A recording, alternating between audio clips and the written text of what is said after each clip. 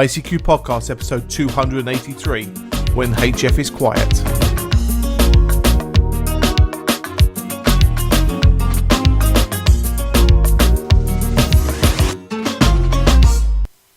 Well, Merry Christmas, season greetings, Happy New Year to all our fellow amateur radio enthusiasts, and welcome to this, our 283rd and last episode of 2018 of the ICQ Amateur Radio Podcast. This episode is supported by David Cripps, Golf 7, India Delta Bravo, and Bill Seward, Kilo Golf 4, Sierra Alpha Quebec, along with our monthly and annual subscription donors. In this episode, Martin M1MRB is joined by Chris, Mike 0, Tango Charlie Hotel, Martin, Mike 0, Sierra Golf Lima, Dan, KB6 November Uniform, Ed, DD5 Lima Papa, and Frank, Kilo 4 Foxtrot Mike Hotel, to discuss the latest amateur radio news. Myself, Colin M6BOY, rounds up the news in brief, and this episode's feature is a feature of When HF Goes Quiet. Well, guys, it's always our donors that help keep us advert-free on the ICQ podcast. We'd like to thank first David Cripps, Golf 7, India Delta Bravo. And he says a little quick message. Hi, returning ham after nearly 30 years away from the hobby. Finding the podcast both informative and entertaining. His QTH is Crystal Palace. Well, David, you might be not aware of this, but my young lady is an Eagles fan. We're originally from that sort of part of London. So he's hopefully be able to meet us over a local event or even in Friedrichshafen.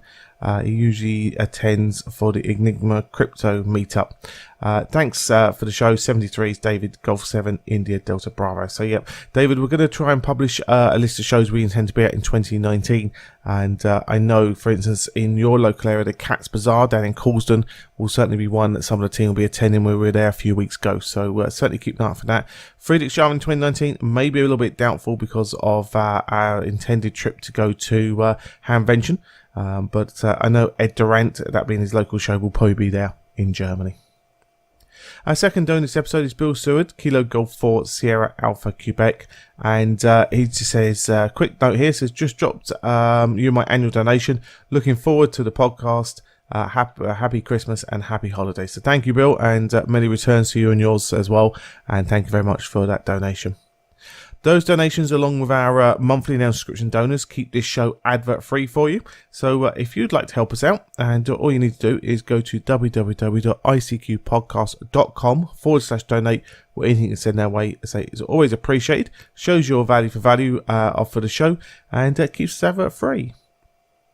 Quick PR mention here as well for you. Ed Durrant, DD5 Lima Papa, who you'll be hearing later on in the show, sponsored a t-shirt on the Ham Talk live show in the name of the ICQ podcast. The t-shirt was won by Danny, Whiskey Bravo 9, Mike Sierra Mike, and as I say, congratulations, Danny, on winning that t-shirt, kindly sponsored by Ed Durrant, DD5 Lima Papa, in the name of the ICQ Amateur Radio Podcast. So thanks to everyone involved.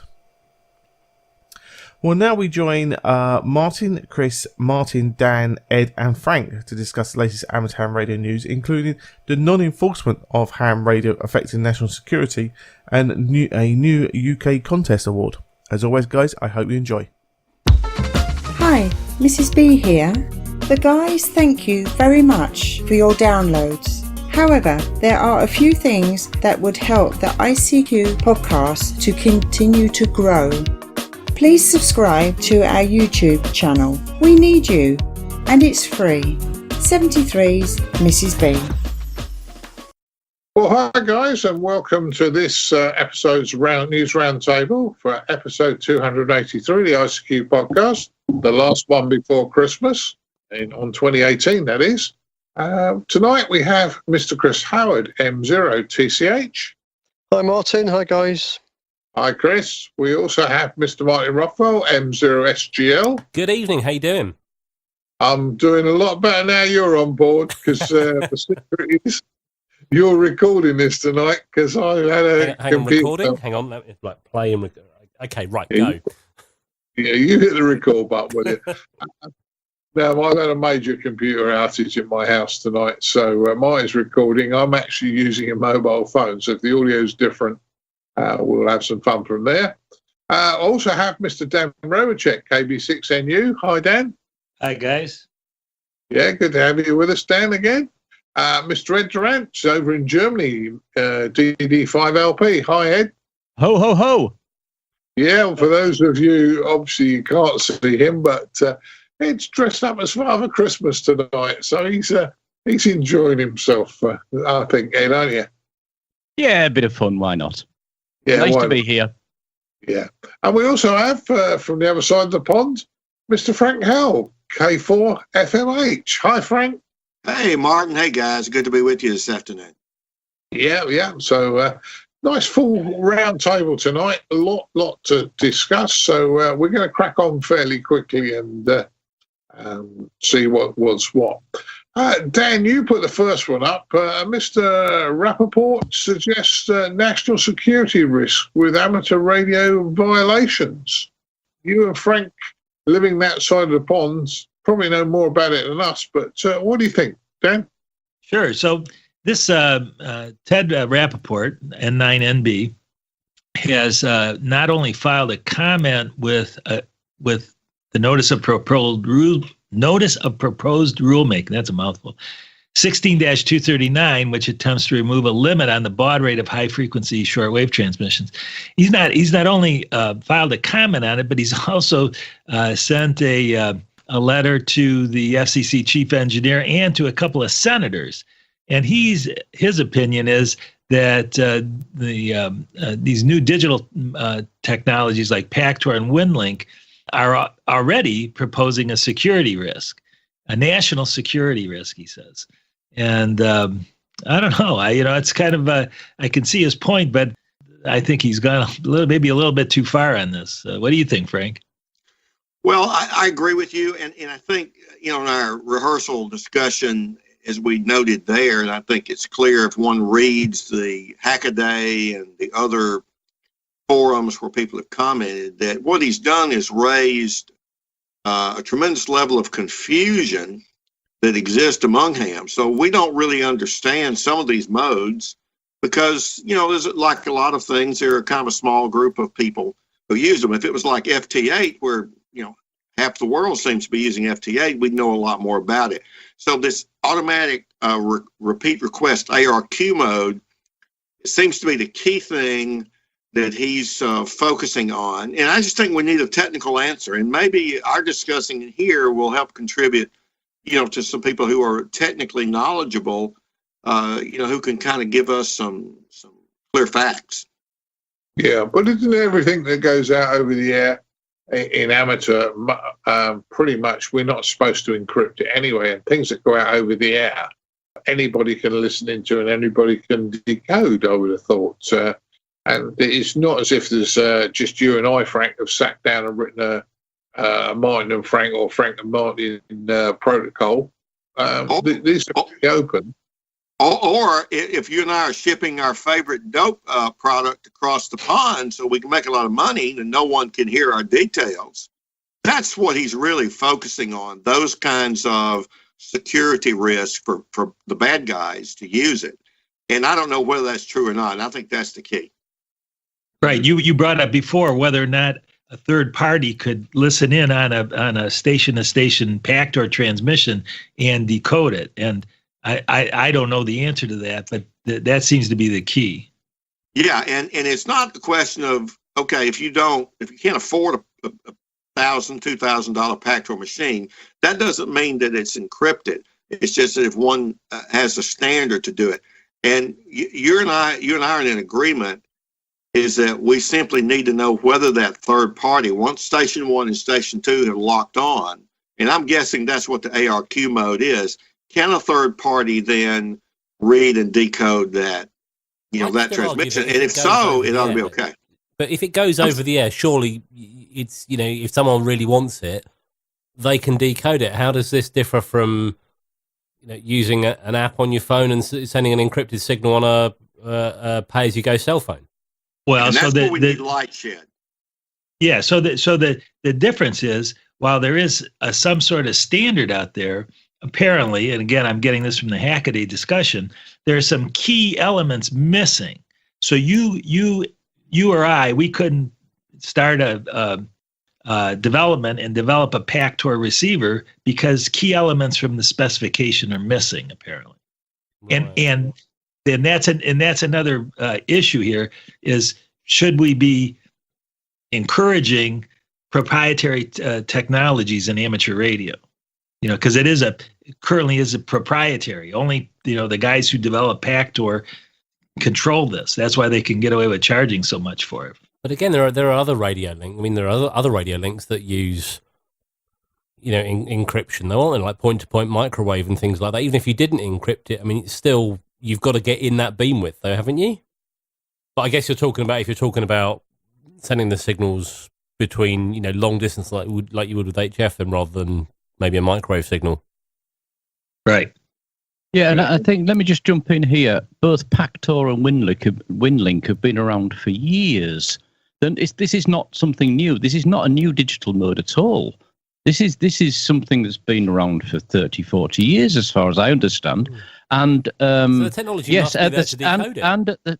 And at the start, it needed specific hardware, but now it uses the KISS interface, and there's open source software for it. I don't see where this guy's coming from, quite honestly. And at the end of the day, if we're worried about security that the government can't listen into it, I think all they need to do is go and buy something like one of the radios from Rohde & Schwarz or the other companies that work exactly in this security area, and it'd be no problem at all for them to listen in and get this, because it's not encrypted.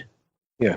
So let me just ask the obvious question, Annika. I don't know who this Rappaport guy is, but is this possibly someone that has tried to do this himself, can't do it, and therefore is trying to spoil it for everyone else? Is that possible? By his qualifications, he looks to be a very intelligent and well-qualified gentleman. He teaches at universities and stuff, but right.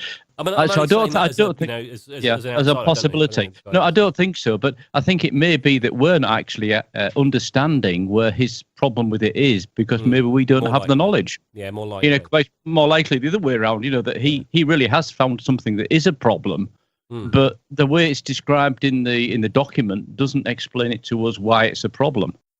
Yeah, and I think hence my comment. My comment about we need some light shed on this, because that's what the issue is that we don't all really understand the argument. Right. Yeah. And what he's saying is, even though it's been around a long time, it's been violating the rules for all that long a time.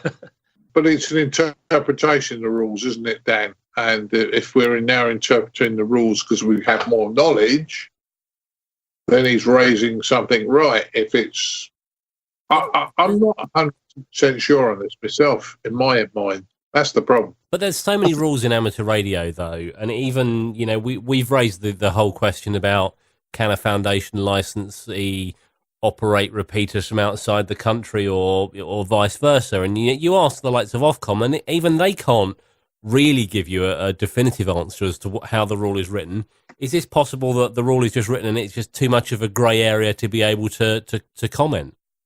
Probably so. And just, as a social scientist, I can tell you that there are many aspects of life where social change occurs because a squeaky wheel made some noise. Yeah. And he may be that squeaky wheel here. And I can't say whether he's right or wrong, but. Yeah. The squeaky wheel, ironically, a number station that people can't decode. Yeah.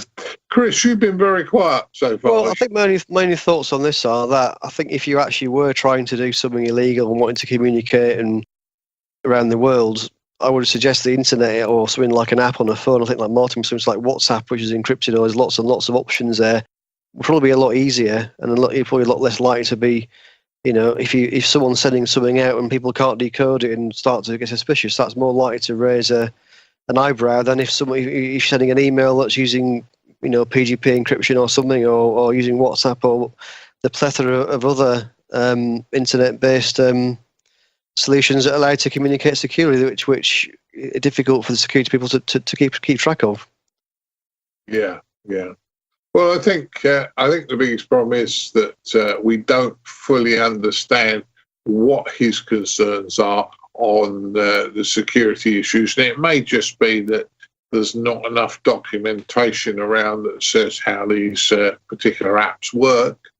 And it may be that if if there was more open source or some websites with the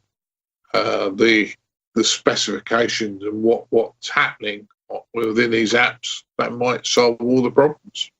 Just my thought. But the point is, the rule-making change is not anything specifically to do with one protocol or the other, or the apps that are used. It's purely changing the way that the FCC want to limit effectively the speed of transmission and the bandwidth. And the US do it with symbol rates, and everybody else does it with either bandwidth or baud.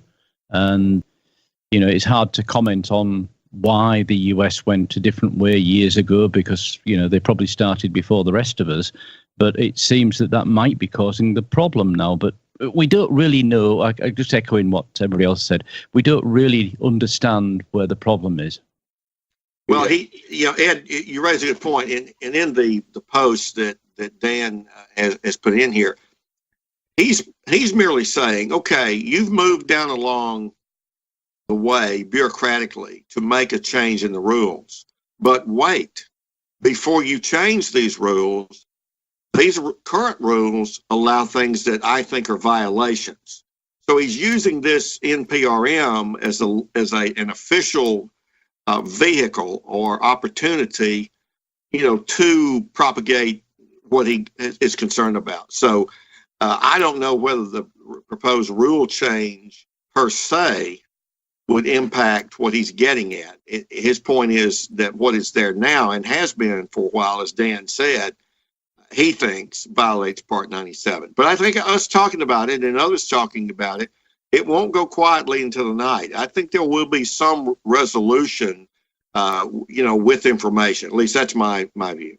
Yeah, I think that's a good summary, Frank. Thanks. Yeah, and I think we just need to keep an eye on this one as we go forward. So a lot of discussion on this one. No answer, but we're still mulling it over and make sure we understand it. Our next news story, CWops Award for advancing the art of CW. And the CWops are asking for nominations, and the award's going to be given out at Dayton next year. So we should see who gets this one. But you're our biggest CW man, Dan. Do you want to go first on this one? Sure. And I'm also a member of the CWops. So this nice plug for the CWops.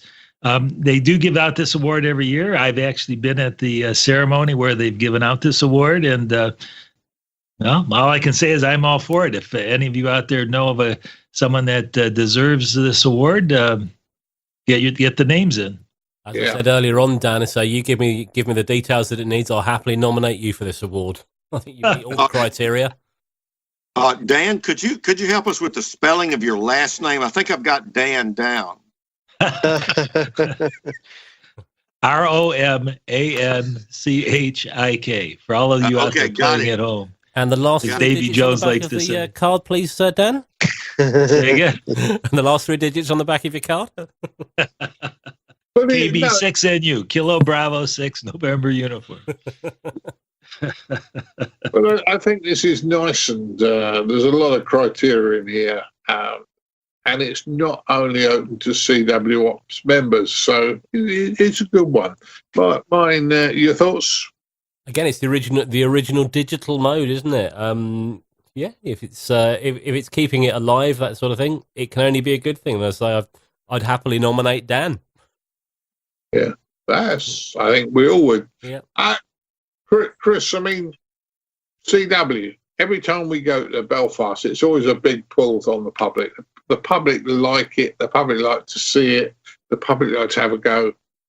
This is still keeping the art alive, isn't it?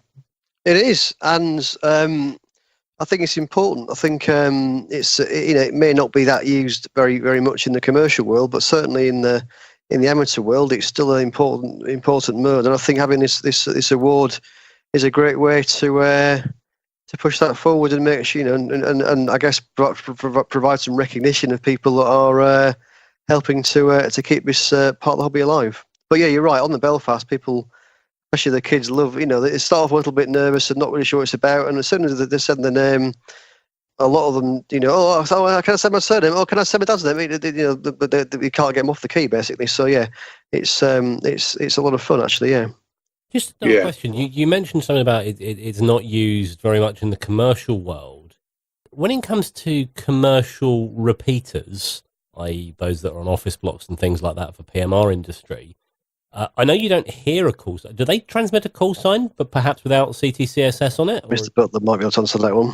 I don't think they do. From my period of time in the PMR industry in the UK, I don't believe they do. However, I believe they have the capability to do it because I remember playing with some ICOM repeaters, setting them up, ready to go out. And I found the option, and I was going to put the Morse ident on, and they frowned at me very badly and said, "Oh, you shouldn't do that." No. Okay. So, but it is still used. For example, in the aviation world, the various beacons and things that are used to help navigate aircraft still send out their identifier in Morse code. And in fact, on the various aviation charts that pilots have, they actually spell it out, so they have to learn Morse. They spell it out in Morse code, so the pilot's got to identify that, actually, they are tuned to the correct ground station, and they can verify, they can switch the speaker on. I can hear that's ABC station. I know I'm on the right one. So it is still used. Yeah. Ed, what's your thoughts? Well, I'll come back to the actual point about CWops. I think they're a US-based group, but they're definitely an international group. And what underlines that is, if anybody looks at the show notes, the actual story came from NZART, which is New Zealand's amateur radio society. So the nominations need to be in by March the 1st, so effectively by the end of February. So if anybody is thinking of nominating anybody, get busy, and good luck to the CWops guys. This is just one of many awards they do, but this is an interesting one because it's about promoting part of the hobby. I'm not a CW operator myself. I've got great respect for CW operators, but this particular award is about people publicising and supporting it and promoting it, rather than just being the fastest key in the West or whatever. And let's not forget there are other groups as well. There's the FISTS group as well, of course, that also promote the use of Morse. There are other groups, I guess, as well that do that. So there are groups out there that are promoting and trying to keep it alive. Yeah, but I think it's a nice award. What's your thoughts, Frank? Well, I like it.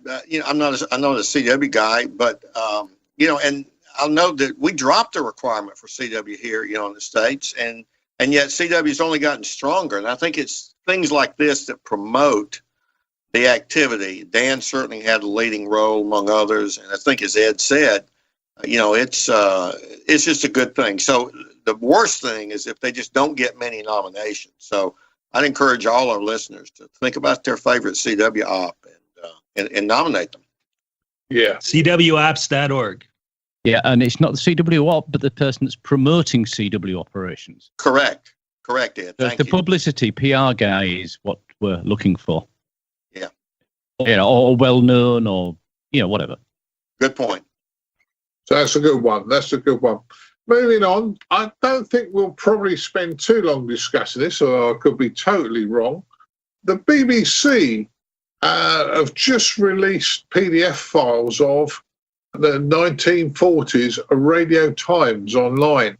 Now, for people outside the UK, Radio Times is a magazine which told you what was happening on the radio throughout the upcoming week, plus nowadays as well television. However, there is a little bit of a warning if you do go to this site, because they say it might not be politically correct and it might offend some people. And it's history. Come on, let's be fair, it's history. Don't get upset. If anything upsets you there, then don't go. If you're easily upset, don't go looking. But I found it very, very interesting in a historical document. What do you reckon, mine? Yeah, I like this, and I think you hit it on the head. It's a nice piece of history to look back. I mean, I remember when I was a child, the Radio Times. In fact, the Radio Times carried TV listings for BBC One and BBC Two.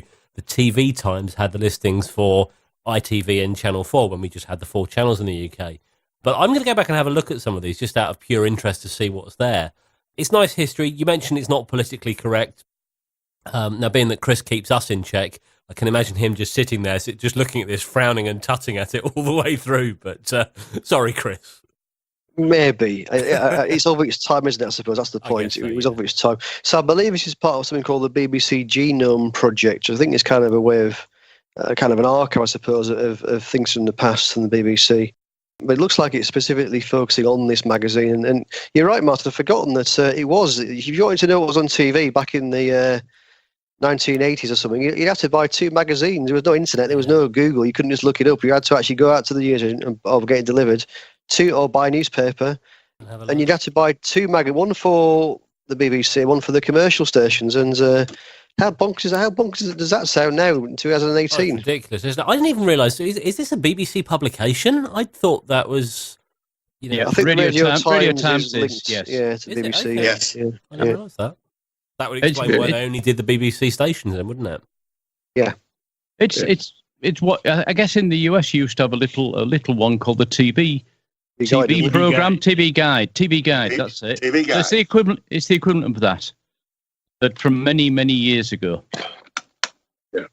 Well, the thing that got me was I was looking through it, and I picked one book and looked at it, and the style of programming, the radio programming, the style of programming has changed phenomenally. And they were only running, during the war years, it looked like they were only running 2 program channels effectively, one for the home market and one for the British forces abroad. Yeah, it was quite interesting to look through it.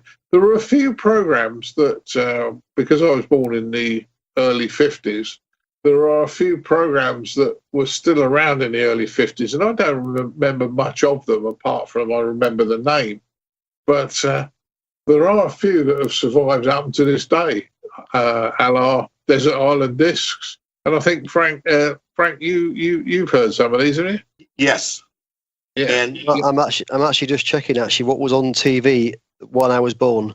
So back in 1972, when I was born on my birthday, it was I believe I was born at 6 p.m. I seem to recall, Mum tell me. So it was Bruce Forsyth, and the Generation Game was on while I was being born. According to if I was late, followed by Dixon of Dock Green, looking at that particular edition of the Radio Times. Evening all. Indeed. Yeah. Good game. Yeah. Good game. I'm sure Dan and Frank got no idea what we're talking about now. But yeah. well, we had Dan can concur. We have our equivalents. Yeah. Oh, it sounds good. Dan, you were saying you remember some of these programs that turned up on the World Service, didn't you? Oh yeah, you mentioned Desert Island Discs. I've heard that show many times. Yeah. Did the Archers ever get to the World Service? I don't recall that. That's a classic. That I guess it's not going anymore, but I no, could be wrong. It's still going. It's No, it is going. really Really? big. Yeah. Oh my goodness! I listened 7 to an o'clock episode every of night it on once. Radio Didn't 4. enjoy it, Yeah. but- That's got to be 60 years it's been going then, or something, or more. I think they recently had a celebration of how long it's been going. Yeah. They've hit a landmark recently. Yeah, maybe it was 100 years. No, it can't be that long. Well, the BBC's been around for 91 years. One of the original soaps, as we'd call them nowadays, but based in the countryside, Just on a farmers farm, I and think. things. Yeah. That's it. I got the answer here. 1950s when it started. There you go. So that's now 68 years old, isn't it? Still running the same thing. Yeah. Yeah, that's ancient, Still the right? same actors. So just a little bit of fun. If you're interested in history and you're interested in broadcast and you want to go back and see what it was like in the 40s, it's well worth a look. And some of the advertisements in there are quite strange. The magazine carried advertisements, but it's worth a look, I'd suggest. Moving on, WSJT/X 2.0 has just been released and is now available. Joe Taylor's made it available for us. Dan, you You've used FT8. Any experience with this one? No, I haven't downloaded it yet, but yeah, it's good to see that he's continuing to make improvements, and I think it's great. Yeah, and the beauty of this is that not only do you just get the piece of software rolled out to you, I mean, the links I've got are a couple of PDF files which help you with the startup user's guide and operating. So that helps a new member, I would suggest. Yep. Yeah. Frank, you want to go in these digital modes? Some, and I've tracked some of this, and the thing that I think is important is anytime a software product, gets to 2.0, they're showing maturity, and I think it's just another accolade to Nobel laureate Joe Taylor for whether we like it as individual ham or not. He's really contributed some things on the weak signal element of amateur radio, and this is just another indication of progress. Yeah. Well, I mean, there are contributors and there are consumers, and he's certainly a contributor to the hobby. So I think this works out very well. Ed, what's your experience with any of this stuff? Yeah, a bit of background history on this. WSJT, when it first started out, was very much aimed at weak signal communications, and I think originally it was aimed at 6 meters and up, but it took off around the 1.9 version across HF, and it took off like wildfire because people found that they, even if they were in bad locations with restricted antennas and low power, they could still get contacts around the world, or certainly around half the way around the world or whatever, despite also bad conditions. So this was marvelous. But the contacts as such were very short programmed contacts through the computer, almost like a contest contact. You exchange signal report and call sign, and that's about it basically. And that was it. It went into the log and away you went to the next one. From 1.9 to 2.0, there was actually, from 1.91 to 2.0, there was actually 5 release candidates. Originally it planned for 3, but ended up with 5. And what got added through those steps was the ability to use things like /P on a call sign, which wasn't supported in the original version, and also proper 5.9 reports rather than minus 30 dB or whatever. And also the exchanges required by a whole series of different contests. So this is very much a contesting mode. You cannot, with FT8 itself, have a chat with anybody. It's purely the minimum amount of information is transferred across in under a minute for like 3 or 4 overs that it takes. And that's it. You've got your contact in the log and on you go. So very much like a contest kind of thing. There's another product that's based, because Joe Taylor made this all open source, another person came along and made JS Call, or JS Call 8. Can't remember the exact title, but that one allows you... Call. Thank you, JS8 Call. That one actually allows you to have sort of chats as well. So more direction RTTY, if you like, in some ways. But the end result is that going from 1.91 to 2.0, the major changes, to do that, he actually extended the length of some fields and the packets that are sent in the protocol. What that meant is that version 2 is not backwards compatible with version 1.9. So with the hundreds of thousands of people using 1.9, they all need to upgrade before the end of the year if they want to continue talking to people with the current version, which is now 2.0. Originally, there was a lot of people saying, oh, no, I'm not going to do that. And on December the 10th, when this came out, there was a very few people, myself being one of the first ones, that was actually using version 2. I had used all the release candidates prior to that as well. And it took a little while, but then after about 10 days, 9 days, now it's already swung over. There's more people on version 2 than on 1.9. So it looks like the people are changing over to the new version. Yeah, it's a shame it can't be backwards compatible, but that's free software after all, so don't complain. And I'll just echo the fact that Joe Taylor gives a lot to the hobby, and he's given us here a mode and some of his other modes as well that technically are probably better than the commercial guys have got. So all power to Joe's elbow, and Frank, wasn't it? Somebody, Frank, was the other guy that developed this. Both of them, thanks a lot. Yeah. Well, I think they've done well, and I think it's great software. I'm pretty sure, though, us three in the UK haven't done very much with this, have we, Martin? No, and I'm afraid I'm going to sit on the other side of the fence here. Not backwardly compatible. That sounds very much well-known smart company-esque or smartphone company-esque. I don't like that. That's like really shooting yourself in the foot. After this date, only the new version should be used on the air. I mean, who the hell does this guy think he is? I'm not saying he hasn't given a lot to the hobby, but if you give the software away for free, you don't have a say in what people do with it on the air. So you're shooting yourself in the foot. If it doesn't work with the previous versions, lots of people out there won't necessarily know to upgrade. I'm being very polite here by saying this, and I don't want to offend anybody, but a lot of the people in the amateur radio are of an older generation who might not necessarily all be regularly updating things on the internet. They may have the internet, but they won't necessarily be logging on to do updates and things like that. They may have just got the stuff working and that's it.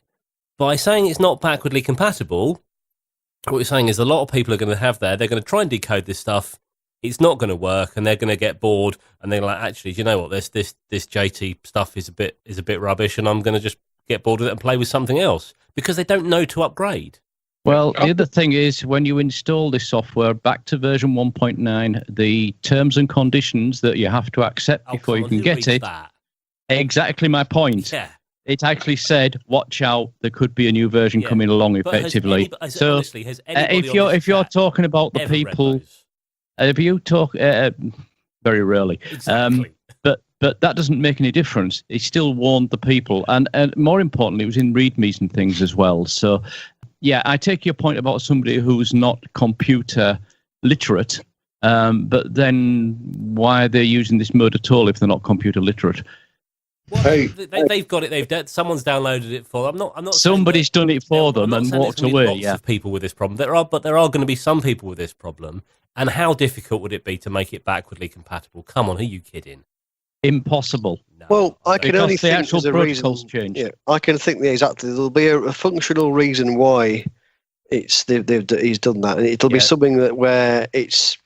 The data carrying packet is now 77 bytes instead of 72. It'll be something which affects the timing. The timing of this. The other thing about this as well, your not so good computer literate person would have a problem with is the timing is critical. So if you don't have the computer clock locked to a time source that keeps it accurate within less than half a second or less than a quarter of a second, it won't work anyway because it won't decode. So, and once you bring the new protocol in, all that timing changes. So anyway, you'd have to. The only way you could do it to have it backwards compatible is to actually keep going two programs in one and switch between the two. And who's going to maintain that? I think to be fair to Joe and the guys that run this, they are publicising the fact that there's a new version out and you must upgrade, and we're talking about it, so our listeners will now know about it. So, if they were finding an issue because they're running an older version, they now know to download the new version. Yeah, and I think Mr. Rothwell's getting at me, the older person with technology, where my Windows machine died tonight. Yeah, thanks, Brian. No, I'm just trying to play from the other side of the fence. We try to be balanced. I'm not having a go at Joe, but you look at this, and it's just. That's my initial thoughts of it. We look at smartphones and things. Hey, you have to upgrade, otherwise this isn't going to work on your version of your operating system. And come on. Yeah. Anyway, I jest because I'm actually using a mobile phone, so to be in this conversation tonight, which is real strange. It doesn't feel real for me. I'm sorry, boys. Moving on. Suspicious package at the post office was ham radio equipment, and this was the US Post Office. I think this is just funny, but having travelled with ham radio gear before the security people got terribly twitchy. I kind of know what it's like when travelling with this sort of stuff. So, I don't know. Frank, did they try and blow it up or what? Well, I don't know if they tried to blow it up or not. The newspaper story in Gainesville, Florida, which is where it's located in Alachua County. They were a little sketchy, but clearly something got bumped around and something got exposed that had pipes and wires. And we watch so much on the telly that has all these kinds of terroristic bomb threats, and the hero comes in with the bomb squad and diffuses the bomb. Everybody sort of has that in their mind, particularly those in post office or couriers. So I think they got excited what was ultimately about nothing, but there's so many makers out there, including ham radio operators, that buy these, what would be to the pedestrian consumer, weird stuff. It's not weird to us, but it ultimately proved much ado about nothing other than to sensitize the post office, I think. Yeah, I suppose in our hobby, the things that we buy and the things that we play around with, they're not really consumer items, are they? They're quite specialist. They're no, if you're buying a TV or a MP3 player or a mobile phone, that's the sort of thing people recognise. If you're sending a rig through the post or possibly some components and it's a bunch of wires, they're looking at something they don't recognise. It's like, what is this? It's a bunch of wires. It's some components. It's a battery. It looks like a bomb to me. Let's call the authorities quickly. And I can sort of see why. I think these days things sadly do happen. So I guess they were just being cautious, weren't they? But it is quite funny. I think a true story.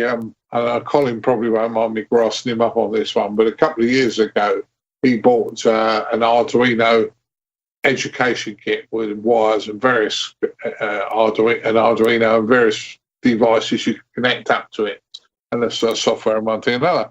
And he never got around to looking at it properly. And he decided one year, and he came very close to doing this, of taking it on holiday with him. And then he realised that probably wasn't the best thing to have in his luggage going through the airport, that Arduino and lots of electronics gear. So, yeah, I know what you mean. What do you think, mine? It's unfortunate that it happened. You can't blame, the people in the post office and things for pulling this aside. It's their job. They're looking after safety of themselves and everyone else. I can't blame that. We had some suspicious kit sent in the last company that I worked for, and they x-rayed it and tried to identify it. And being that I was working in IT at the time, I was called down because it's electronic. Would you have a look at this and see if you could recognise what it is?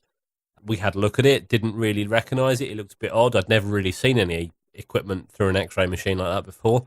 So they called in the bomb squad, who took one look at it and then just opened the package, and they pulled out a standard PS2 mouse with a rollerball in the middle of it.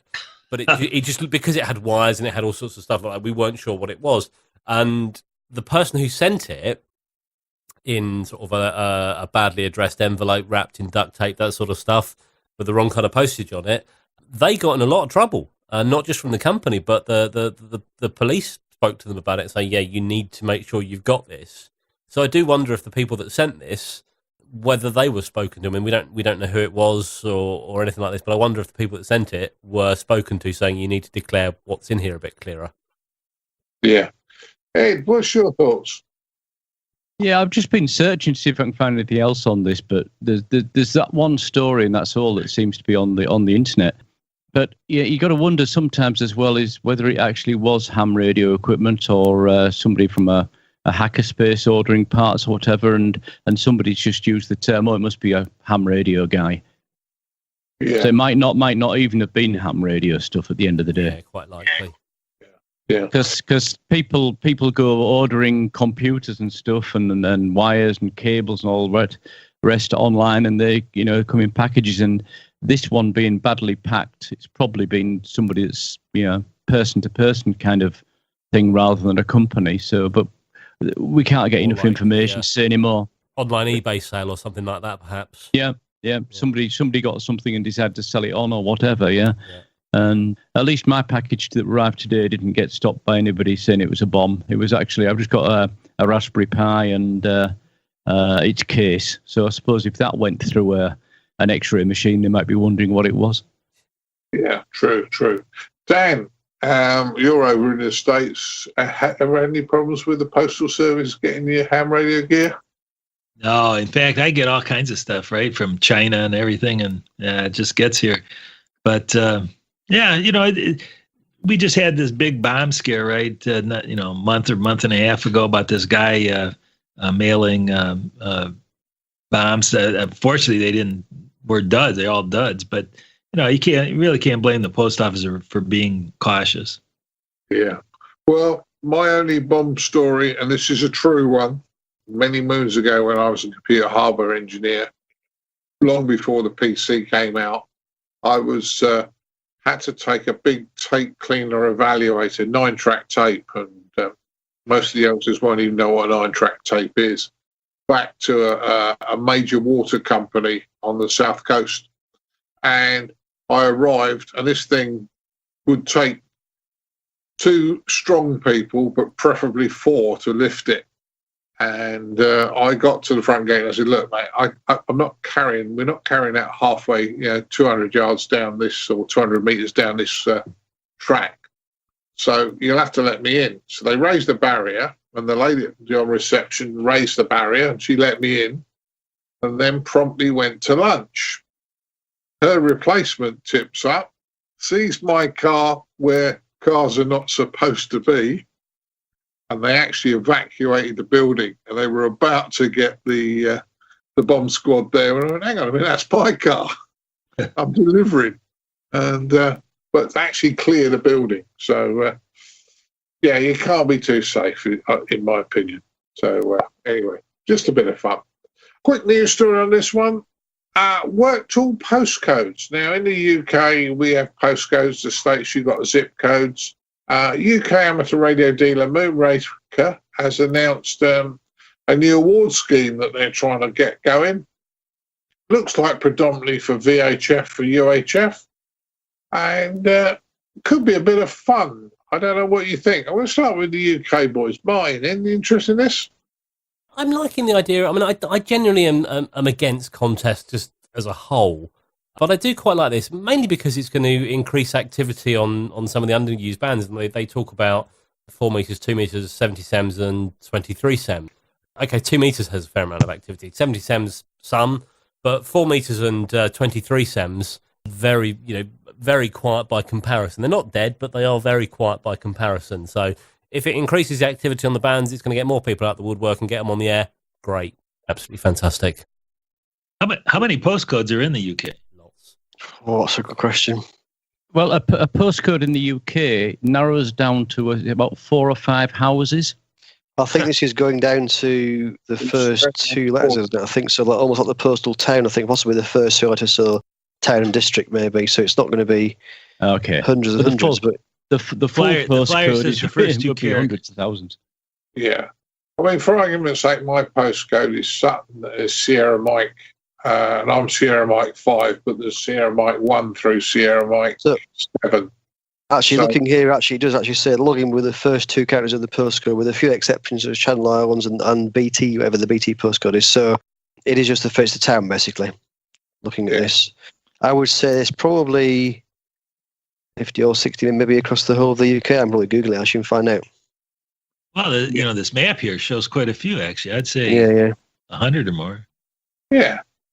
I had an idea one time, and I still have this idea, that I was going to get my ham radio club to sponsor a Worked All Washtenaw County award. And so the idea would be to work all the postal codes in Washtenaw County. Okay. And give out an award like this. I never did go through with the idea, but maybe I'll try and resurrect it, get some of the newer members to do it. Yeah, there was some loose talk. Nothing was ever decided, and before all our listeners write in, have worked all ICQ. But Colin would be very difficult to get. It'd be a rare one, wouldn't it? Yeah, very rare. Very rare. But there you go. So, Frank, what's your thoughts? Well, I think it's very neat, and I think to focus on the underused bands is as Martin has said, that I'm all for it. I'm not a big contester. I may not have quite the antipathy that some have for them. If you're not in it, it's more of a nuisance when you're trying to get on. But on the other hand, promoting underused or almost unused ban allocations is a really good thing. Yeah. Well, this isn't really a contest, right? It's an award. So it's an award, yeah. Exactly, So it's a little different. Correct. No, Dan, I misspoke, but the promotion through this mechanism, for activity, I totally am with it. Yeah. And I've just checked, there are 125 postal towns, so that's how many. That's the target, 125 altogether. If you're going to get them all, Yeah. And that's doable though, because if you were trying to do like KT1, KT2, KT3, that would be, you might struggle. If you're just doing KT, SM, BN, whatever, that you probably find there are amateurs in every postcode. Yes, I would say so. Or easily. Yeah. But hang on. If this is 2 meters and up or 4 meters and up, it might not be so easy to get to some of them from where you are. Yeah. Oh, yeah. Yeah, but in fairness, Ed, we've done from Epsom Downs, which is about 15 miles south of London, up into Scotland, over into Northern Ireland. Inverness? Inverness? Hey? Inverness? No. Exactly. But I think it's doable. Well, the point is, it's doable. It's not How many do they actually say you need to get? That's a good question. Yeah, the other thing is maybe this is kind of like county hunters. If you do the county hunter thing here in the U.S., you don't have to do it from a single spot, right? You can as long as you make a contact with somebody in all these counties, you can do it from anywhere. You could like get in a car with another ham and drive through all these counties and talk to another over 2 meter simplex, and that counts for county hunters. So you could theoretically do the same thing here because it doesn't really say. And the rules here are the different awards is 30 plus, 60 plus, 100 plus, worked all postcodes, and there need to be unique call signs and unique postcodes. So you can't work the same person in different postcodes and things. So that's the. Use a repeater. Doesn't mention repeaters. I wouldn't have thought so. It doesn't mention repeaters. And the other rule is it must be no more than 10 watts RF output. Yeah, and another point though about this is not being run by the RSGB or any independent group. It's been run by a retailer. So what he's after is getting your email address or physical address so he can send brochures and advertising. Maybe. I think it's more about trying to get some activity on. So he can sell more rigs. This one also does sell directional antennas and things for those bands. Yeah, so it's good and the rigs. But I still think it's a good thing. Yeah, nothing against it. But then, of course, if you were already doing Work to All Britain on VHF and up, you could probably just apply for this anyway. Don't forget about GDPR. Don't forget. But you have to start new in next year. Don't forget about GDPR. Our old friends. Oh, don't. Go and sit in a corner and think about what you've just brought. Is that a new new postcode? You can't work the postcode GDPR. Yeah, Mr. Howard, you mention that again, you're banned. Fair enough. A friend of mine and I, one time we were sitting around the shack just talking, and we came up with this idea that we should come up with like tons of these certificates and sell them. Sell them for $10 each. Make the qualification really simple, and people that send us just send an email saying, "Hey, I work, these 10 stations in Upper Idaho. Okay, we'll send you the Upper Idaho Award, for $10, and we'd make a fortune off it." Yeah. I don't think they're making a charge. I think but just say the scheme will be self-policing and awards software generators. So basically, it's all pretty automatic. I think. Yeah. Well, I'm not saying he's trying to make a buck off it, but it also looks like it also looks like they might be. It says that we will roll logging apps for iPhone, Android, and web. Whether I presume that means they're going to develop some apps to do the logging. Also, that hasn't happened yet. I'm guessing now. Yeah. Just taking his iPhone from Newark to Christ. How many postcodes did I get for that? How many did you drive through on the way? I don't know. You were being tracked the whole way, Martin. Yeah. That was on some kind of microwave band, wasn't it? Like 2.6 gigs or something. Yeah, something like that. So anyway, nice news story. Bit of fun. Getting out there, operating. It gives a purpose to operating. It gives a purpose to actually go out and do something. So I quite like it. Yeah, it's another reason to get yourself on the air. Yeah. Last news story, and Frank, you put this one up because you quite like this one. 2018 QST antenna design competition winners announced. Frank, do you want to go first? Yes, the ARL's magazine, QST, has for a number of years, and I don't recall how long, Dan might know, but I would say for at least 6 or 8 or more that I remember. Each year they will have a contest to build X, design an X. It may be a small linear amp, it may be, whatever. And given all of the issues about homeowners associations and small lots and, space, and particularly in urban areas, is an issue. This year it was a particular type of design, or at least in terms of parameters. And the antenna design had to fit within a 30 by 50 foot area and be no taller than 30 feet above the ground. And there could be only 3 winners, and they had dozens of entries for this. And the first prize was to a high power 160 and 80 meter magnetic loop. Steve Adler, VK5 SFA, so it was an international winner. Second prize for a reversible U antenna for a small lot for weak signal applications. And then third prize was a vertical for 20 meters. It was a 3/4 inch wavelength by Joe Rice at W1JR. And I think all that is great, and it encourages creativity. But, Dan and I occasionally bang on the ARL when they act like we're the ARL and you're not.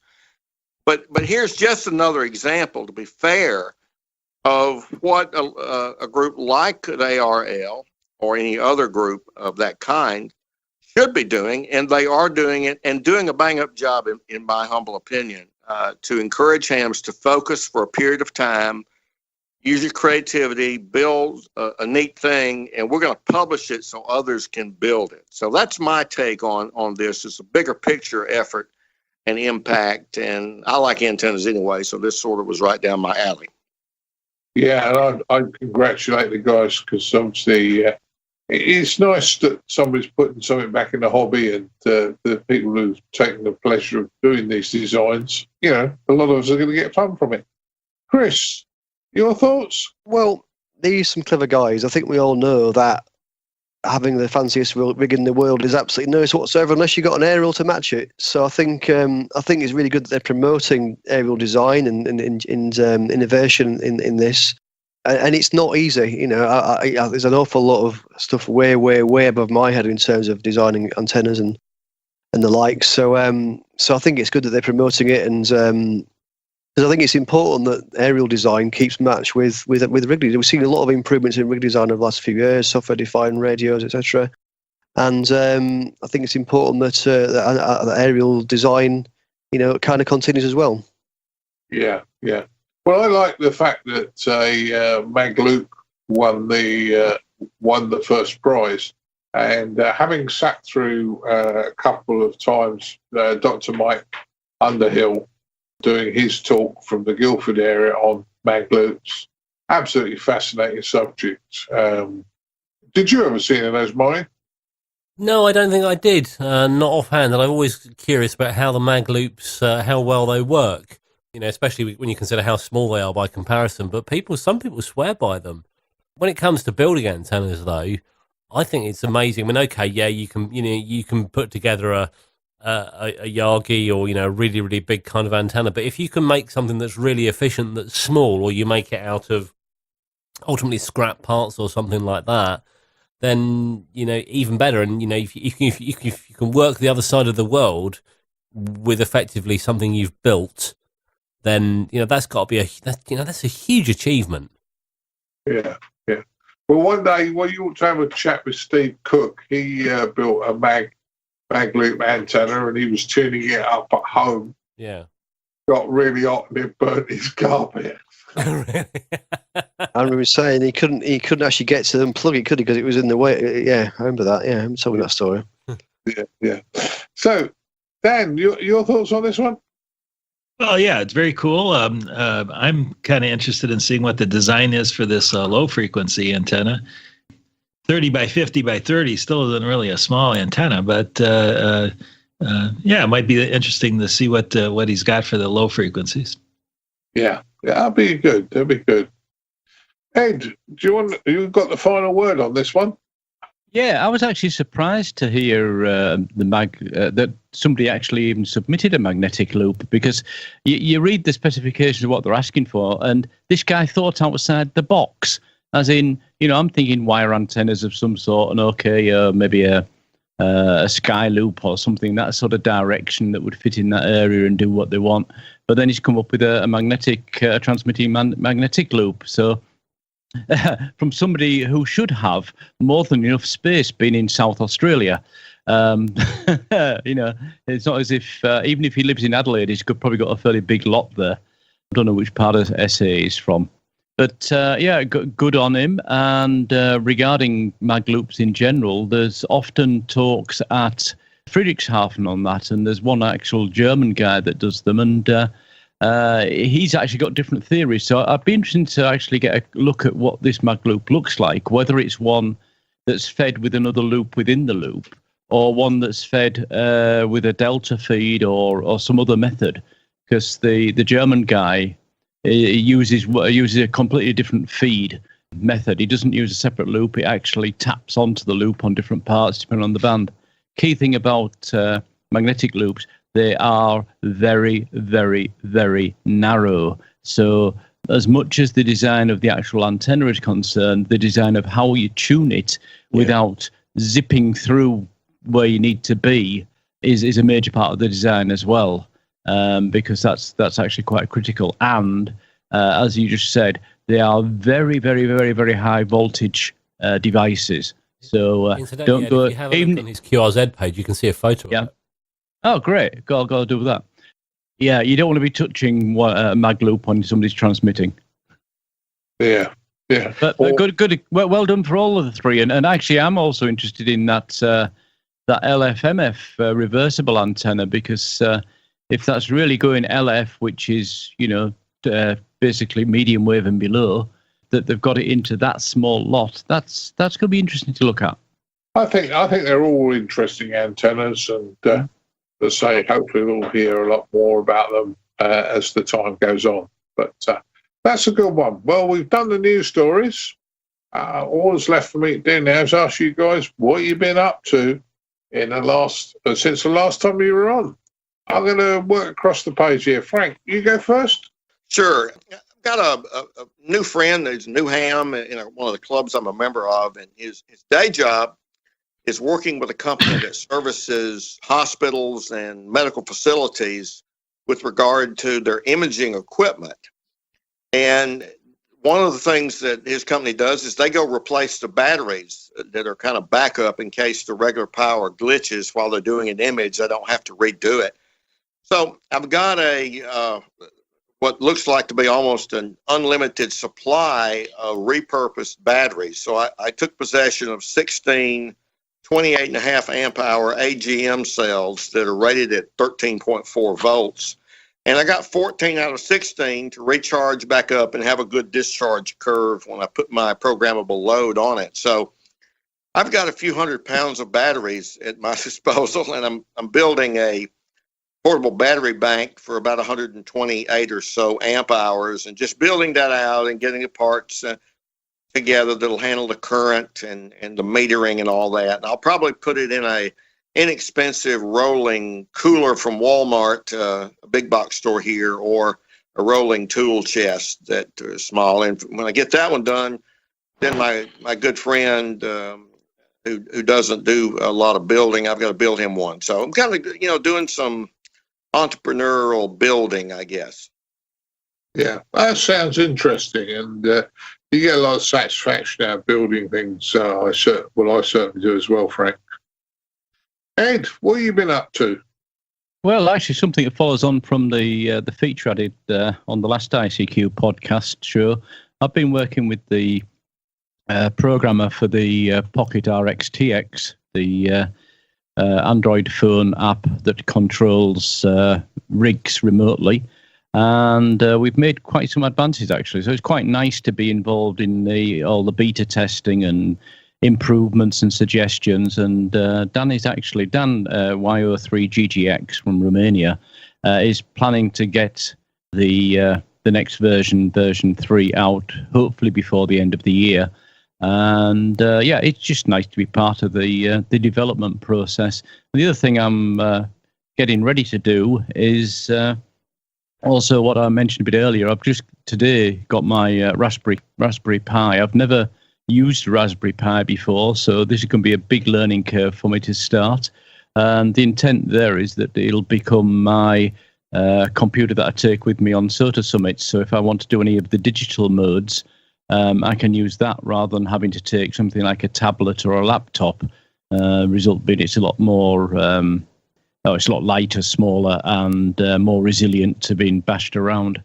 So that's about it. No SOTA activation since last time we spoke, I don't think. Although 2 planned, one on Boxing Day, one on New Year's Day, when we hope there's going to be a lot of activity on the bands. Sounds good to me. Well, let's say, hopefully you will get lots of activity. Dan, what have you been up to? Well, so this is sort of ham radio related. I taught a class on Arduinos at the local makerspace, and that was kind of fun. We had 6 people in the class. One girl who was about, 10 or 11, and she was there with her father, and smart kid, and she got lights to blink and buzzers to buzz, and all together kind of a fun class. Yeah, they're a fun piece of electronics to play with, aren't they? Yeah, and in fact, one of the students in the class was the son of a guy who has since hired me to build up a little Arduino-based prototype for him. So that was a good deal. Mm. Yeah, Dan, are you familiar with Glenn Popeil in Memphis? Yeah. Yeah, his books are fairly good, and for the Arduino newbies like I am, they're a pretty good template to follow, at least if you're doing it on your own. They don't have the benefit of somebody like you teaching a class on it. That's a better way of doing it. In fact, I tried to get him to let me publish his books for him, with tempting him with a little bit higher royalties, but he didn't go for that. I think Steve Ford has him under tow. Yeah.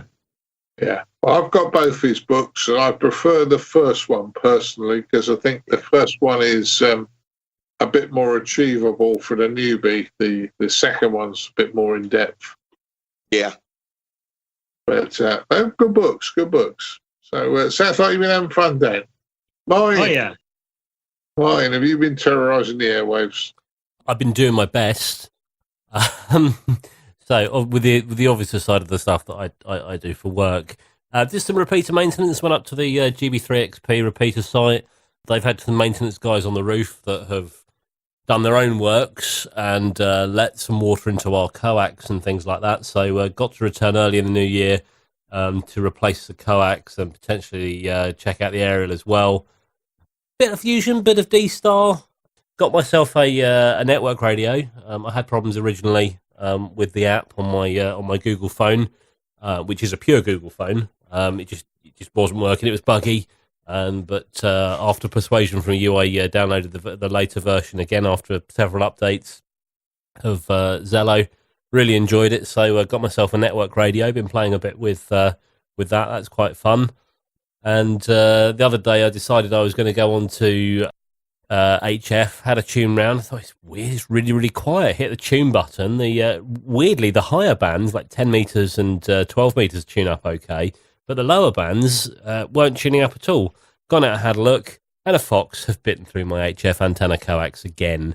So I've got to go and fix that, because they just seem to like it. They've bitten through my HF coax twice now. The internet uplink antenna coax that's in my garden as well for XP, they've bitten through a couple of times.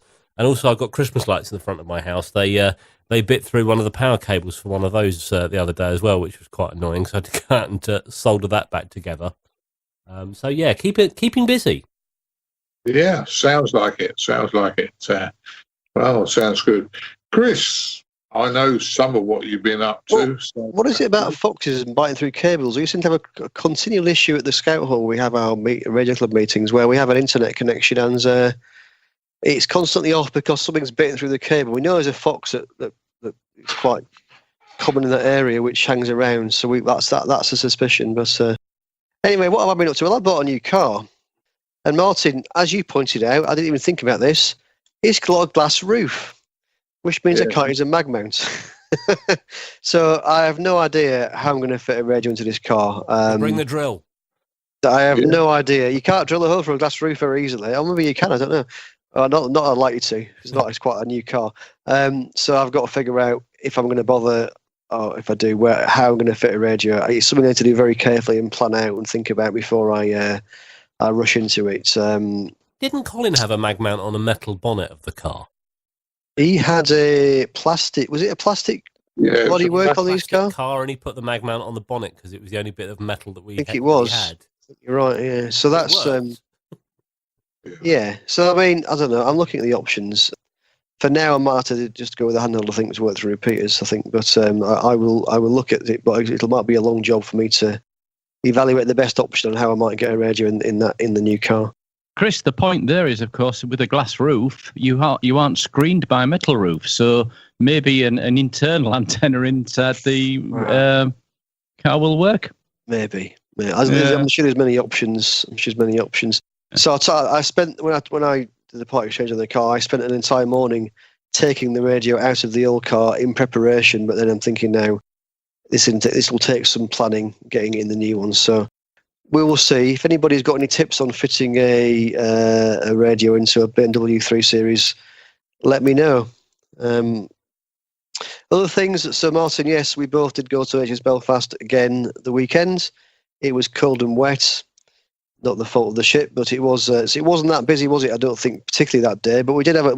But there was only two of us there, so we didn't do an awful lot of operating. We did quite a lot of talking to the public. We spoke to one chap for quite a while who seemed to be quite interested in radio. We did the usual thing with the Morse code certificates, which the kids seem to love doing and said everything they can think of by Morse once they've done it once. So that was good.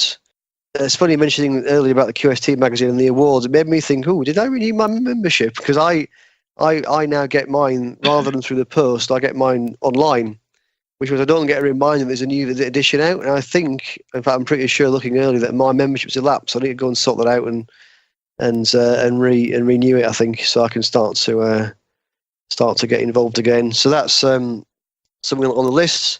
And Dan, you mentioned, Ed, you mentioned SOTA. I'm just thinking now it's getting a little bit cold for me to be going out on the hills. That might be something that's going to wait now until the spring, perhaps, before we go out and get some more SOTA contacts. So, oh, come on, Chris. You're a fair bit younger than I am, and my hills are covered in snow. You've only got the wet moors. We'll see. Maybe. Come on, Chris. You're from the north. You need your big coat. Right, okay. If I get some time, I'll think about it, all right? Okay, but don't do it if you don't enjoy it. But it is very wet. That's the problem at the moment. It's not. I wouldn't deliberately go out. With the weather's going to be horrible, I'm not going to go out and... you don't want to get your radio wet. Exactly. Correct. Yes. Take the cheap Baofeng instead. If it was a nice, crisp winter's day and it wasn't going to rain, then I might think about it. But we'll see. Well, sounds like you've been busy there, Chris. And... with a new car, if you want help, I'll come and help you. You know that. Leave the drill at home, please. Look, you and Martin spent ages trying to convince me to drill a hole in the roof of my car. And then when you said, actually, I'm going to do that, I decided actually that was a really very bad idea and taught you out of it, you remember? I do remember you talking me out of it, but no problems. Listen, there's always a way. We just probably need to sit and think about it, and don't rush, but we'll put a good installation in for you when you're ready. And I think it's when you're ready, because I think you're still enjoying the driving the car without a radio at the moment. Pretty much. Yeah, pretty much. But we'll see. Right. Well, my odds and ends, not a tremendous amount.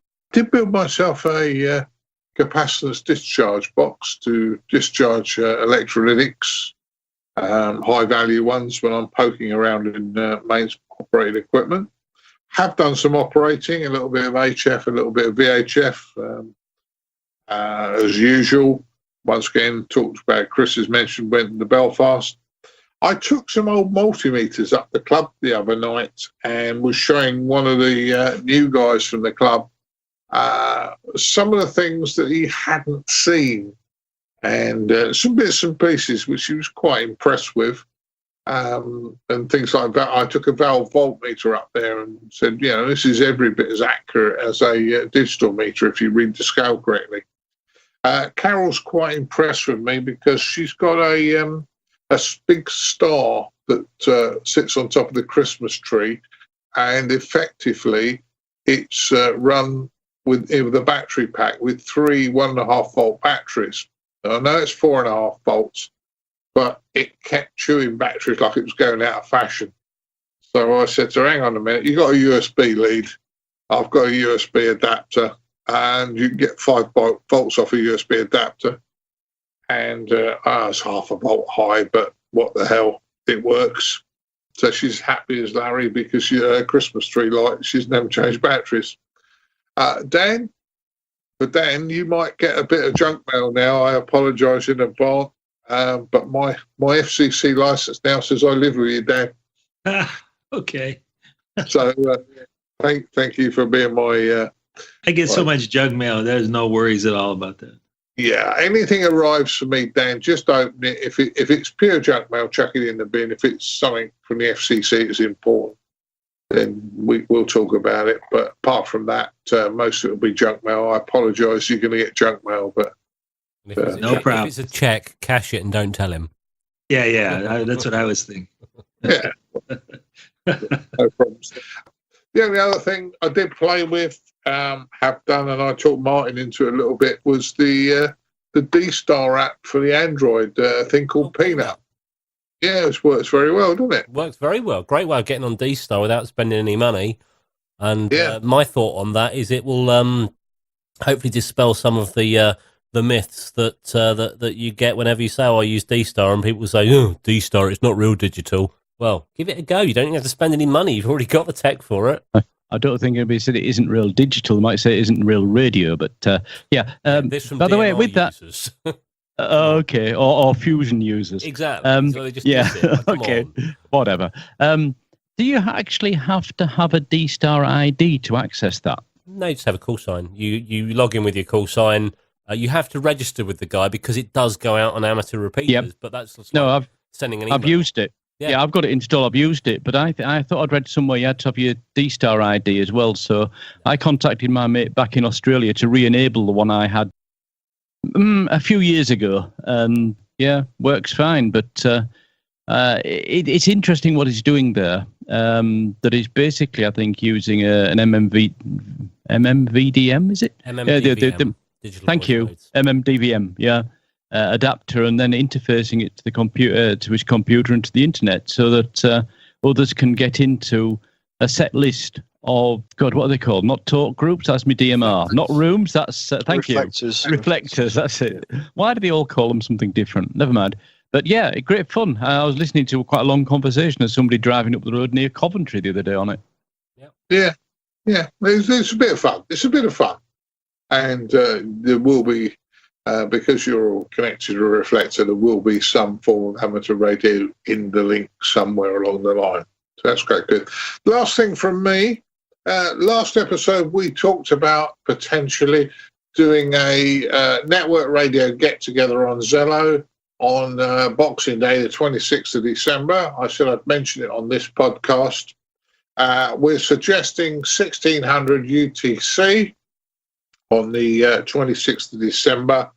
If anybody wants to join, you'll obviously need to send to log into the ICQ group, and Chris or I will make you authorise you to join us.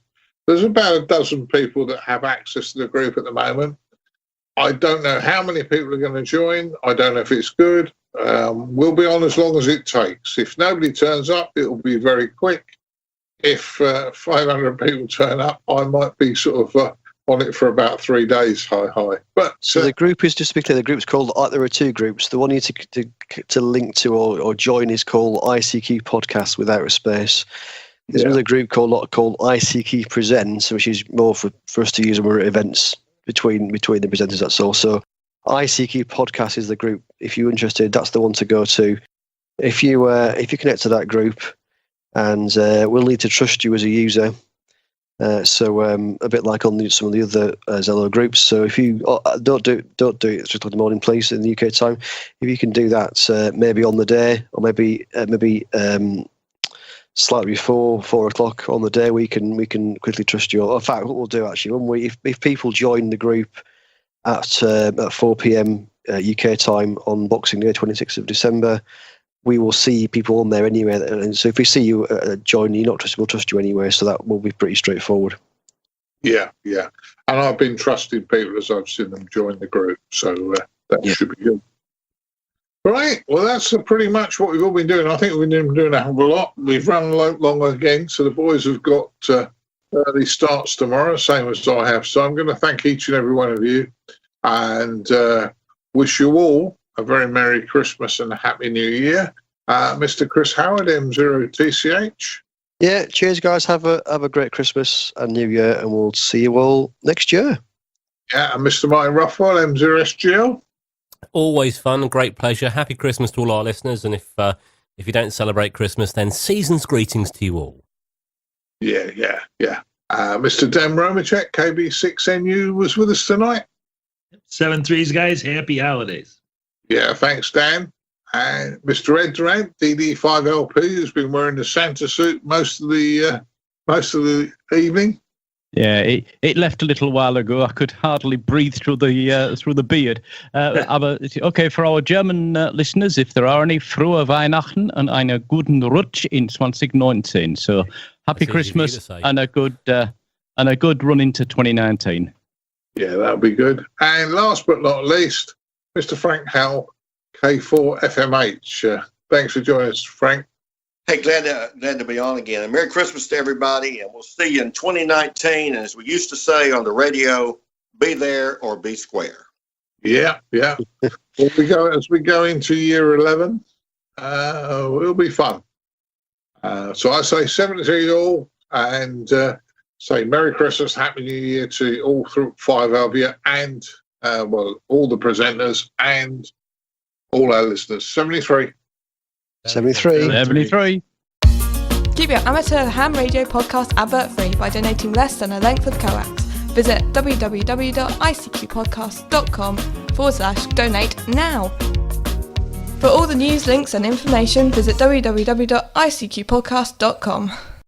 Now it's time to have a look at the news in brief from me, Colin M6BOY. We start off with news here in Australia, where AJ 2019, which is the Australian Scout Jamboree event, is taking place on the 4th to the 14th of January. This information was sent into us by listener Brett Nichols, VK2 Bravo November, and he tells us about the event, which is the 25th Jamboree. Will be attracting 8,400 scouts from across Australia, plus representatives from 18 other nations. And of the 150 activities on offer, there will be an opportunity to work amateur radio. They've set up a showcase station and a special event station call sign VI25AJ and a direction finding course. They're hoping that 2,000 scouts will experience amateur radio over the 10-day activity. So say if you'd like that special event call sign VI25AJ in your logbook, all you need to do is get active on the bands, HF bands, both single side bands and digital modes, satellites, IRLP and Echolink modes are going to be worked. Operating frequencies and schedules will be available on their page on qrz.com. Once, the day's activities are finished for the scouts, if you're an amateur radio operator in the area, you can come along with your credentials and maybe have an opportunity of working in the station. Certainly reach out to the group first, I'm sure, to arrange that. That's the AJ 2019 Scout Jamboree event in Australia As I say, something there to look out for in January. Now, in relation to getting things in your logbook, news here that the ARRL's Logbook of the World application received its 1 billionth contact record on the 19th of December.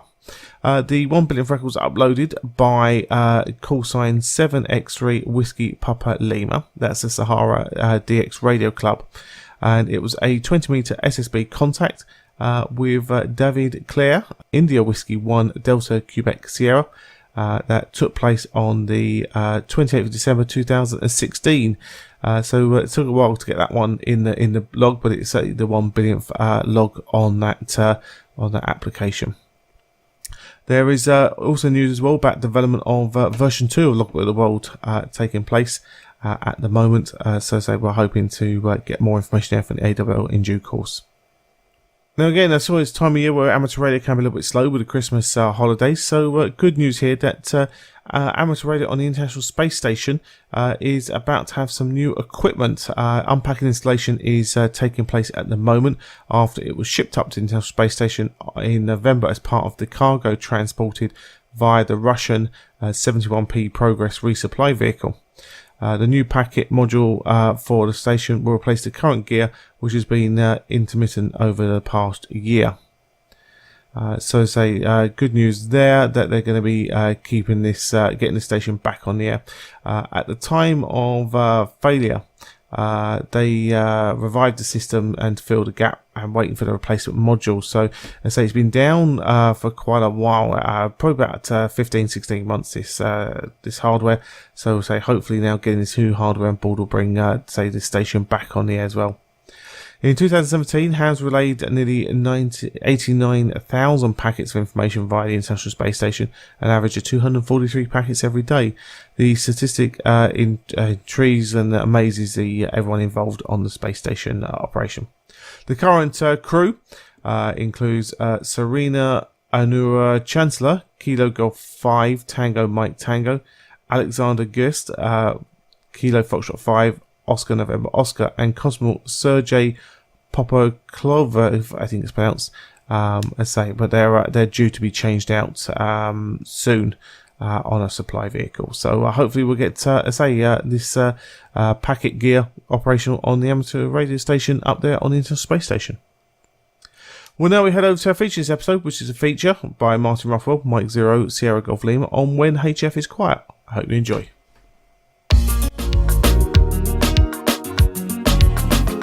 And now, what you've all been waiting for, this episode's feature from the ICQ podcast.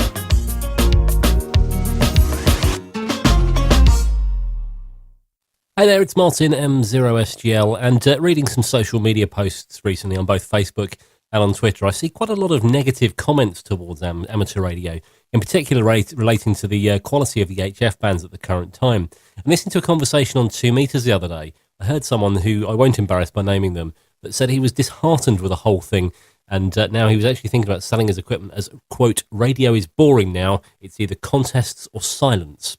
Now this isn't true, radio's far from boring. You may just be looking in the wrong place for some fun. Admittedly, we're at the low end of a sunspot cycle at present, so naturally HF is going to be quieter, and it's going to be harder, especially for those with limited by low power or antenna restrictions, to make a contact. Now, off the top of my head, I can think of dozens of things to try with the world of amateur radio, but a Google search turned up many, many more, many of which I actually hadn't personally thought about trying, and I actually tempted to give a go to. So I wanted to record a feature for those people that may be disheartened by the low propagation, in the hope I can whet your appetite with some of the many other things that you can try in the hobby.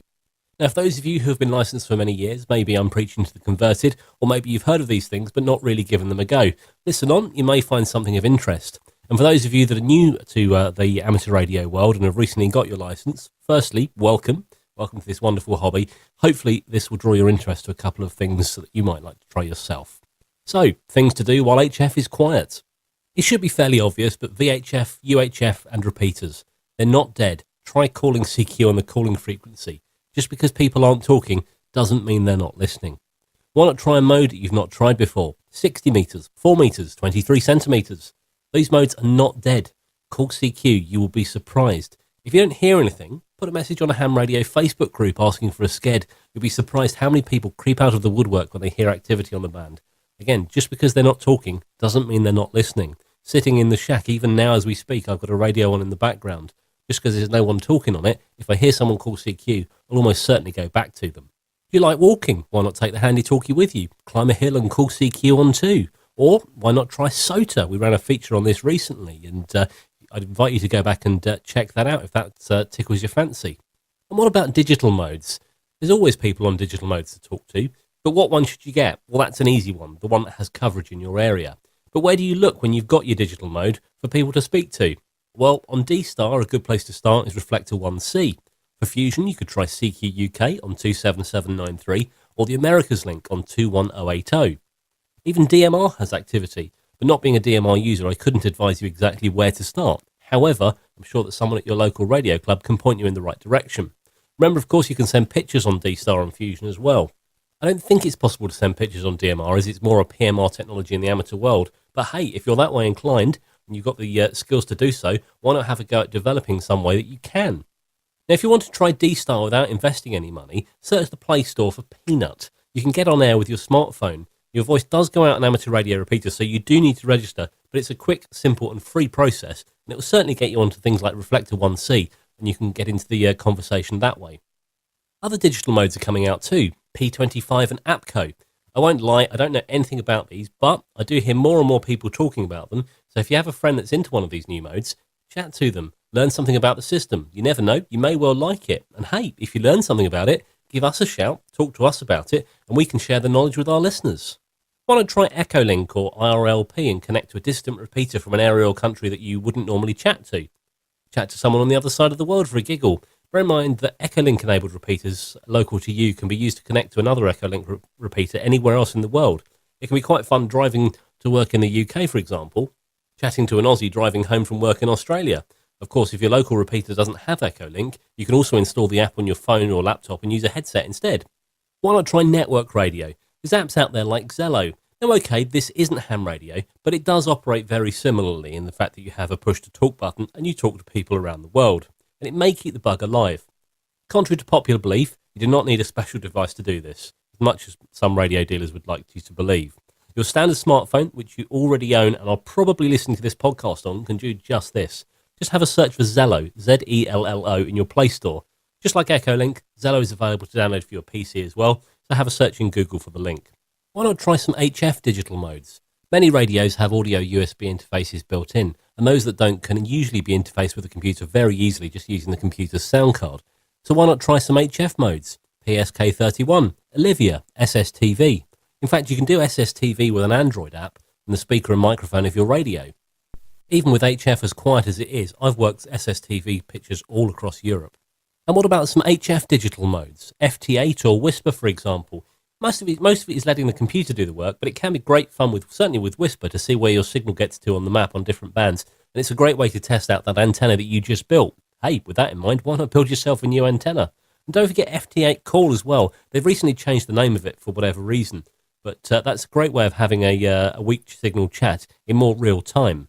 And if you fancy a challenge, why not try satellites? Build yourself a satellite antenna. There's plenty of really, really simple designs on the net, and some of them even have quite a wide beam width. So if you're wanting to install this permanently at your house, you can attach them to a standard rotator around a 45-degree angle, and you don't have to worry about the cost of a specialist satellite rotator.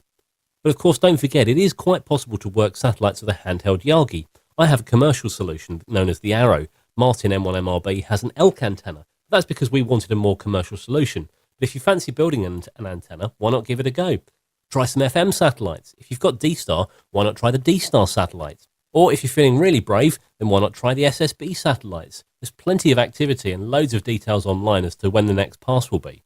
Main thing to do here, research what to do for satellites, because there are a couple of technical details you have to take into account, like Doppler shift as the bird flies overhead as the frequency changes. Check when the ISS is transmitting. Have a listen to see if you can pick up any of its SSTV transmissions. It can be great fun watching the pictures knowing that they're coming from outer space, although technically that's what happens when you watch satellite TV, but at least there's some people on the ISS. I'm not sure if it's still operational, but there was an APRS beacon on the ISS. Why not see if you can ping it? I've done this with the car with the boot open, so my antenna faces the sky. My antenna's sort of mounted on the back corner of the boot, and it's quite a buzz watching your call sign pop up with dozens and dozens of foreign call signs as well on the APRS link. And if you fancy some pictures, why not try FastScan Television? You can get kits relatively cheaply from 13cm.co.uk. I should stress we have no affiliation with them. And you can connect them to cheap CCTV cameras that don't have to break the bank. So you can get on air relatively cheaply. And although it helps, you don't have to be in range of a FastScan TV repeater for these to work. You can always try a few simplex contacts with friends from the club. Want to add some more fun to your 2-metre QSO. And if you're wondering about the kind of stuff that gets broadcast, check out BATC.TV. Again, no affiliation with them, as many repeaters are being streamed live on the net. Or why not just have a listen on the talkback frequency, usually 144.75 FM. Set yourself some challenges, 3 QSOs per day, 4 contacts on 4 different bands per day. Just many examples of things that you could do. Or why not try building something, be it from a kit or your own design, maybe an antenna, maybe a circuit board, or maybe even just some new woodwork for the shack. If you've been meaning to put those shelves up, do it, now's the perfect time. Speaking of the shack, why not give it a tidy? Now's a great time to pull things out, clear the dust behind them, and fit those power poles that you've been meaning to do for ages. And when you go to put everything back, have a look on Google Pics for some ideas. You can get some great ideas of how to set your equipment up in a really nice ergonomic way. Have you got something you've been working on? Why not put together a few PowerPoint slides about it? Throw in a load of photos and videos, because let's face it, who likes reading text on slides? And contact your local club to see if they'd be interested in you doing a talk for them. If people came to us offering this, we pretty much rip your arm off for this, and I think the majority of other clubs would do the same. And hey, if you want to tell us about what you've been working on, why not record us some audio? And we can play it out to the audience. And bear in mind, if you don't have record facilities, we can help you out with that. Take the opportunity to work on your antennas. Do any of them need to come down for maintenance? Better to do this now when you aren't using them than when you're wanting to use them and don't want to miss out on the action. Why not try a fox hunt? ARDF, Amateur Radio Direction Finding. Speak to your local club, go and hide some low-power transmitters and get a team together to go and find them. Hey, you could always charge an admission fee for a couple of pounds and purchase a bottle of wine or something for the winners. Any leftover money can go into club funds. Now, if you've got an SDR dongle, like a FunCube or the SDR Play, then why not try decoding something that you haven't heard before, like DMR or D-Star? There's plenty of online tutorials available on the net of how to do this. And of course, I should stress that any digital modes that you're listening to should be within the amateur band's hi-hi. Another great video I found recently was about people modulating red light with audio and firing it between mountain summits. If you're that way inclined, why not have a go at doing this? I've even heard of people designing circuits to modulate a laser pointer and firing that between locations. How good would a contact measured in nanometers look in your log? Obviously, it goes without saying, if you're going to try and modulate a laser, you do that at your own risk, and you should take all the necessary precautions, including considering where you're firing it at. We take no responsibility for telling you to do this. You're on your own there, pal. And here's one for Dan. Learn Morse, get on the air, buy or build yourself a key and give it a go. When the conditions return, you could hit the ground running and be itching to try that new mode. When you've learned it, I'm sure if you give Dan a shout, he'd be only too happy to work you. Let's think about the computer in your shack now. Does your radio have cat control? And no, I'm not talking about the kitty. Why not try and set this up if you have a modern rig? Or what about remote operation? Take some time to get that going, and you can access your shack remotely from your laptop or tablet. Sit in the garden and work the world, or use your shack while you're on holiday, or even at work. Or why not try building a kite antenna? Imagine flying a massive antenna up in the air, however many hundreds of feet you can get it up there. We had a talk at our local club about a guy that was flying a 160-metre Yagi between 6 kites, and he had a booming signal across Europe. Or for another idea, why not try moon bounce? Okay, you're going to need some big power here and a pretty big antenna to try this, so it's not ideal for those limited by their license to low power. But if you have the equipment, then why not give it a go? If you're a foundation license holder and still want to try this, why not hit up some people at your local club to see if there's anybody else that wants to have a go? Remember that you can do this as long as you're supervised by a full licensee and use his call sign. Well, finally, why not repair some old kit? If you've got a bit of broken kit lying around you've been meaning to get around to fixing, now is the absolute perfect time. And remember, nothing's impossible with the right attitude and a hammer. Okay, so I'm kidding about the hammer, but now's a great time to look at those outstanding projects and repair jobs you've been meaning to get round to. Of course, it's just the tip of the iceberg. There's many, many other things that you can try. So why not just join the discussion on Twitter, put your suggestions, and use the hashtag ICQ podcast. I hope this whet your appetite. 73s, and thanks for listening. Well, thanks there, Martin Rothwell, M0, Sierra Golf Lima, for your feature there of when HF is quiet and options and what to do when that happens. Thank you very much for your feature there.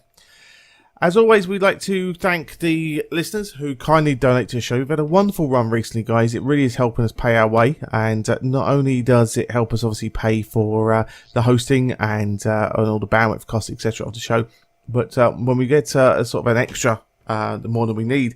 It allows us to invest in the show, and there's certainly things we want to buy next year to help continue the enjoyment of the show. So thanks this episode to David Cripps, Golf 7 India Delta Bravo, Bill Seward, Kilo Golf 4 Sierra Alpha Quebec, and of course the monthly and annual subscription donors as well for keeping the show advert free. As always, we'd ask you to consider us by visiting www.icqpodcast.com/donate, where anything you send away is always greatly appreciated. And as I say, guys, we really hope you appreciate the show and it being advert free for you. So as I say, send what you can. We'd always greatly appreciate it.